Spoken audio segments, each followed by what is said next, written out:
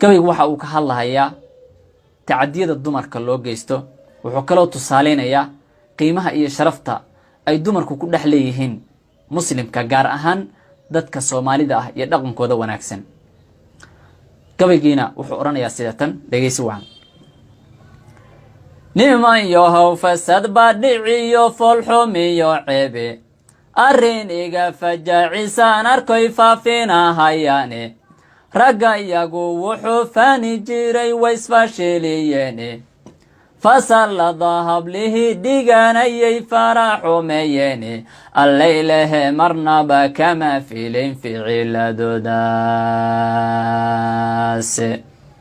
falfal xumidu qaybbay ka tahay dhaqamadan folxun, filimada xunbay fiirsadan wayna fuliyaane, fikirada shisheeyahey hablaha kula faladaane, allaylehe farriin ceebabay dunidu faleyne.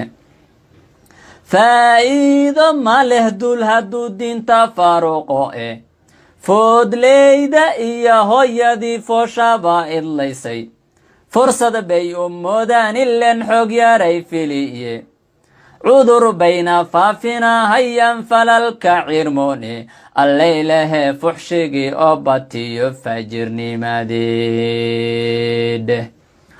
awrtuba hashi foola iyo ubad ma fuulaane, wanka yaro funnaga iyo orgigu waxar ma fiirshaane, farma saarayaan dibidu weylmana faacaystaane, xayawaanku inay tahay facsharay uga fogaadeene, ragga qaarna kama fiirsadan mana fahmayaane, allaylehe fircoonkii ma faalin faasiqnimadaase.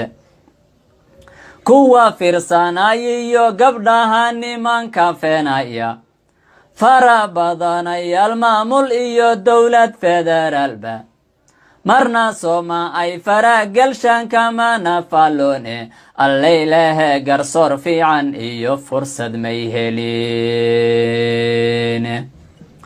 culimadu dulmiga faafaya kama fadwoodaane, faataxado loo kala mariyo xeerarka u fiirshe, xaajada mid si foorarshiyo fulayga loo dhiibye, ummadana lagu soo fasixi fawda wadayaale, allaylehe sharcigii lama fulshe waa la fududeyne.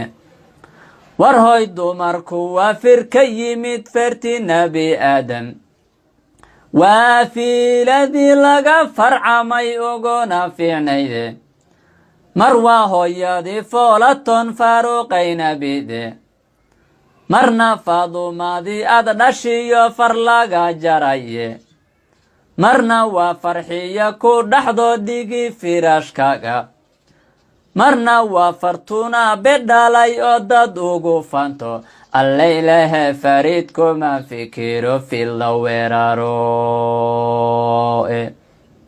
ha ku fanin 4.5 waa fidniyo ceebe, fadeexeya kii garab u fidin oo ficila keentay, ha fariisan goobtuu fadhiyo una firaaqeeya, allaylehe fasad wade dadka laga faquuqay.